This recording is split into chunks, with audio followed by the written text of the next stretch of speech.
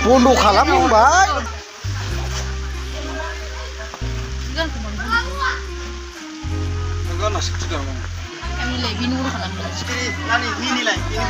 Dua gedan. Ini. Masa kan ini? Yang nado mabaya kurang sana. Kurang sak. Kurang sak. Ni betul tu inong papa zorani. Abo, Rosmi. Nah? Musahari siapa? Empat bulan nama nam? Bisinto Musahari.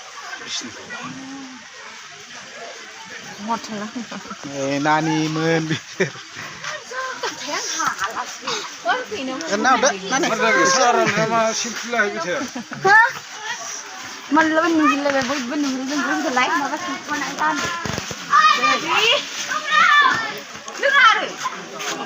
Mana?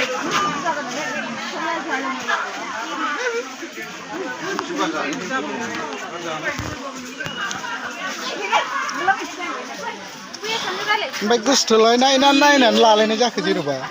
Kalau bisa kalau dah. Dah, hijau kedua nak silakan je kawai. Ayo, dah.